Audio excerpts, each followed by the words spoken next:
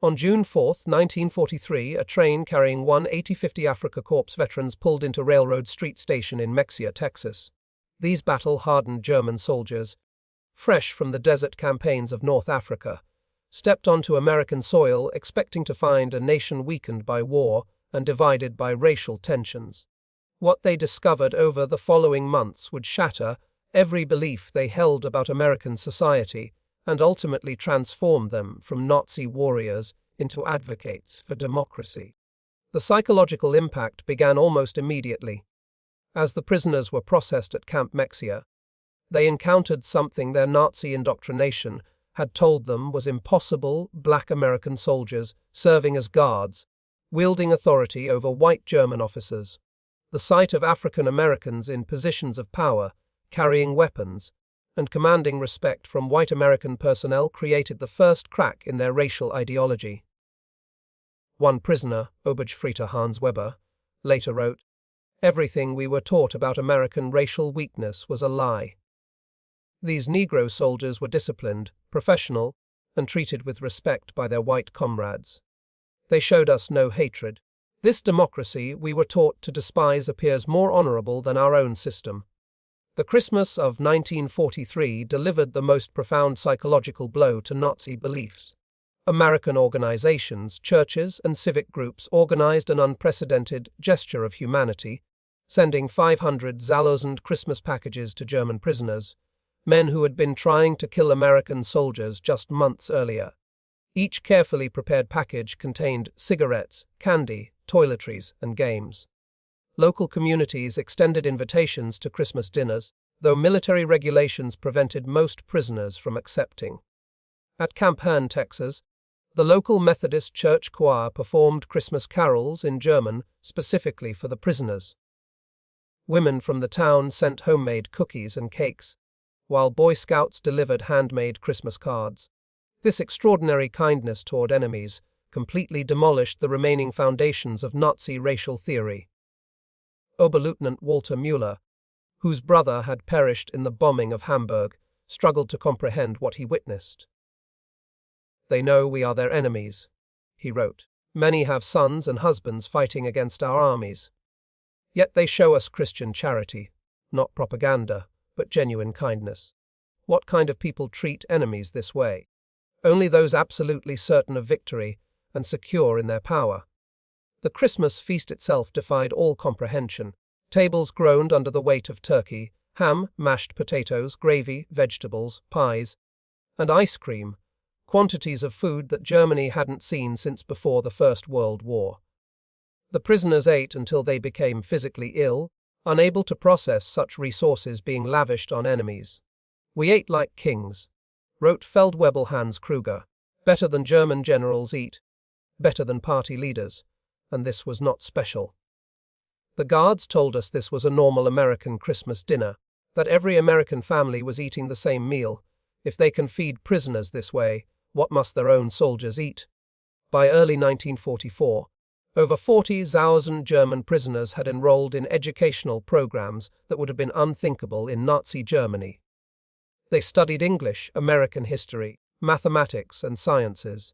The University of Chicago provided correspondence courses, while Stanford University sent professors to deliver lectures on democracy and economics. The prisoners' thirst for knowledge proved insatiable. Men who had been told Americans were cultureless barbarians discovered libraries containing millions of books, universities that welcomed all social classes, and scientific research that led the world. They read American newspapers freely, comparing multiple viewpoints, something that had been impossible under Nazi rule. Dr. Wilhelm von Braun, a physicist conscripted from the Kaiser Wilhelm Institute, attended lectures on atomic physics at Camp Shelby. His later reflections captured the transformation occurring in countless minds. American professors, including Jewish refugees from Germany, taught us without hatred. They spoke of science as universal, belonging to all humanity. They were years ahead of German research, and they shared knowledge with enemies. This generosity of spirit was incomprehensible to minds shaped by Nazi ideology. The camp theaters showed American films, not propaganda pieces, but regular Hollywood productions. Prisoners watched, gone with the wind, seeing a depiction of American defeat and recovery that resonated with their own situation.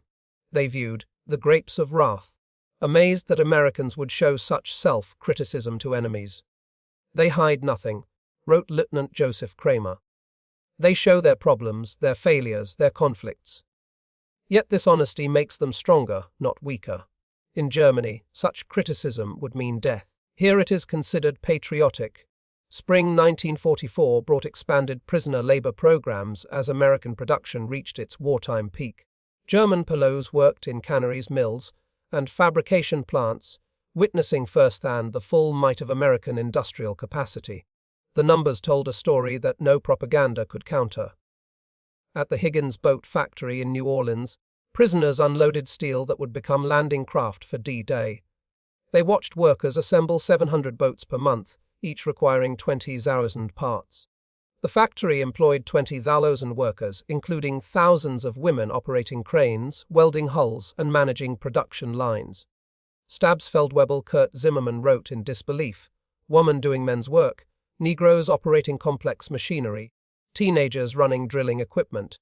Everything we were told was impossible in a democracy." Yet production never stopped.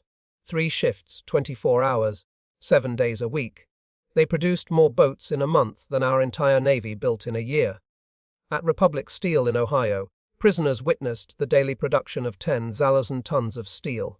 The blast furnaces ran continuously, fed by endless trains carrying iron ore from Minnesota and coal from Pennsylvania. The scale defied German comprehension. This single plant produced more steel than the entire Ruhr at its peak.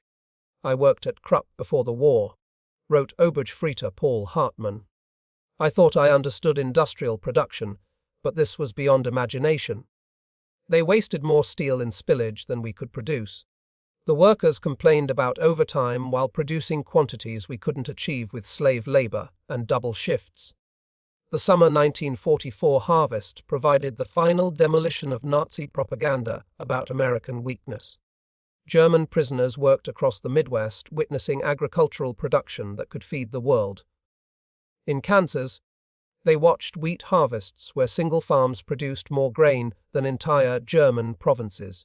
Combines moved across fields like ships across an ocean of gold, each harvesting 100 acres per day. The grain elevators they filled could hold more wheat than Germany imported in an entire year. Unteroffizier Franz Weber, a farmer from East Prussia, wrote in amazement, "One American farmer with machinery does the work of 100 German farmers." They showed me aerial photographs of the wheat fields. Thousands of square miles of grain. They could lose half their harvest and still have more than all of Europe combined. In California's Central Valley, prisoners picked fruit in orchards that stretched beyond the horizon. They watched as perfectly good fruit was discarded for minor blemishes. Fruit that would have been treasured in wartime Germany. Entire crops were sometimes plowed under to maintain prices, a concept that caused psychological breakdown among prisoners from hunger, ravaged Germany. They destroyed food to keep prices stable, wrote Gefreiter Otto Schultz. Mountains of oranges bulldozed into pits because they had too many. We begged to be allowed to send them to Germany to our families. The guards were sympathetic but explained it was impossible. The waste was strategic proof of unlimited resources. June 6, 1944 brought the final ideological collapse. When news of the Normandy invasion reached the camps, German prisoners experienced their ultimate psychological defeat. The scale of the operation: 6,000 ships, 11,000 aircraft, 150,000 men in the first wave, demonstrated American organizational capacity beyond Nazi Germany's wildest dreams. Prisoners at Camp Shelby watched newsreels of the invasion within days, seeing endless streams of ships, artificial harbors, and supply systems delivering 15,000 tons daily across open beaches. They watched their homeland being crushed by the very nation they had been told was too weak to fight. Obergefreiter Friedrich von Steuben wrote, "I knew then that everything was lost, not just the war, but the entire Nazi project. We had challenged the world's greatest industrial power with fairy tales and racial mythology. We sent horses against their trucks, rifles against their automatic weapons, courage against their unlimited resources. Throughout their captivity, German prisoners experienced something that challenged Nazi ideology more than any material wealth: American humanity.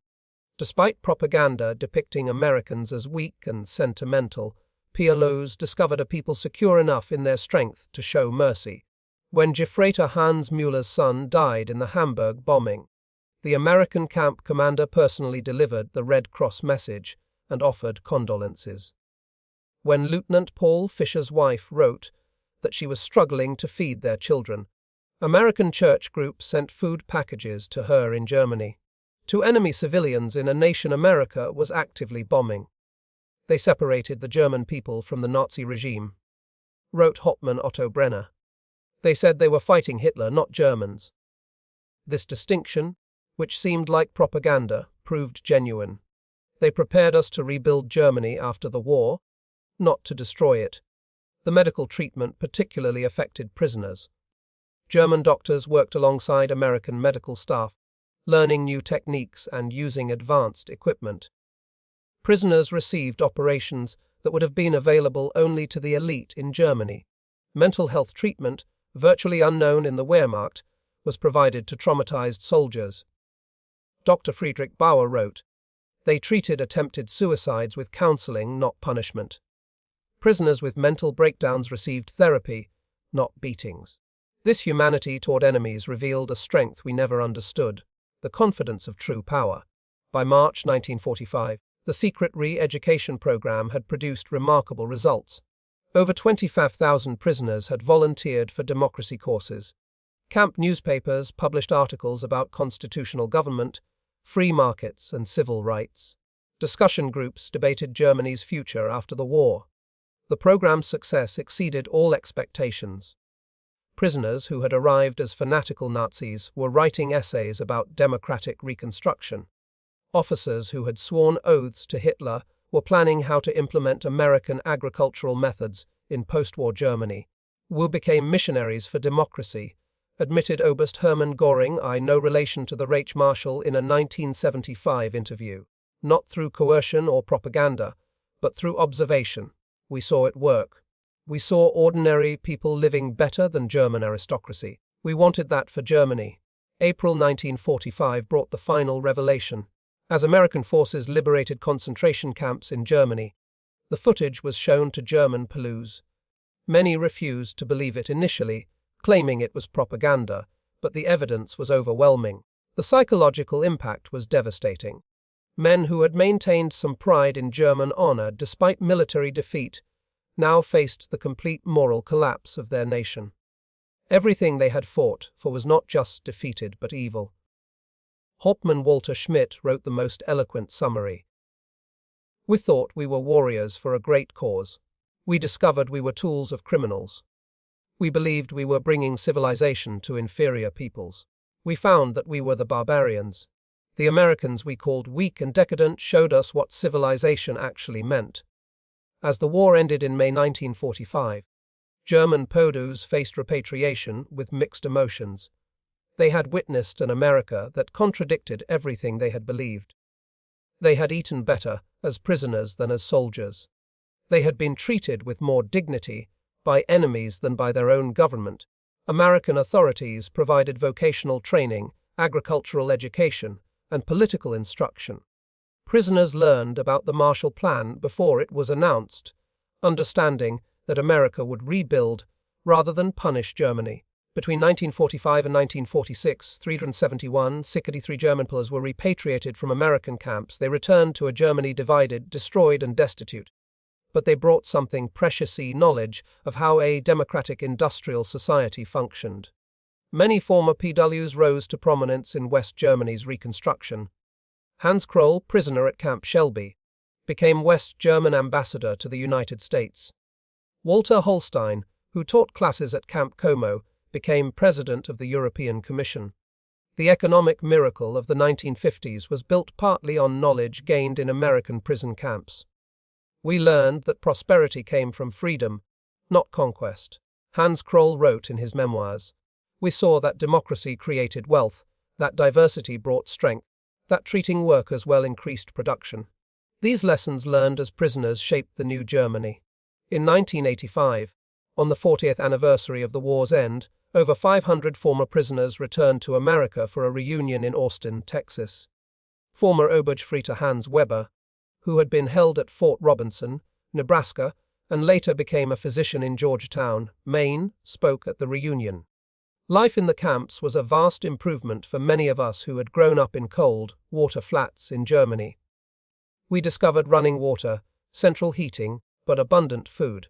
But more than that, we discovered dignity. Former Oberst Hermann Goetz, then 78 years old, delivered the keynote address that captured the essence of the transformation. What came to America as enemies, as Nazis, as believers in a lie. We left as friends, as Democrats, as men who had seen the truth. America showed us that strength comes not from conquest, but from production, not from hatred, but from diversity, not from tyranny, but from freedom. We witnessed the arsenal of democracy at full production. We returned to Germany with a mission to build a society that could create rather than destroy. The Germany that rose from the ashes was built on lessons learned in American prison camps. The statistics reveal both the scale and success of this transformation. Over 500 camps across 45 states, the 383 German POWs, only 2 or 22 escape attempts, 0.6%, and 95% rating their treatment as good or excellent. Most remarkably, thousands maintained correspondence with American families for decades after the war. The German POWs had arrived believing in German superiority and American weakness. They left knowing the truth. American industrial might was not just overwhelming, it was incomprehensible to minds shaped by scarcity and tyranny.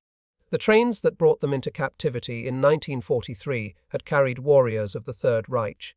The ships that returned them to Germany in 1946 carried architects of democracy. They had seen the future, and it worked.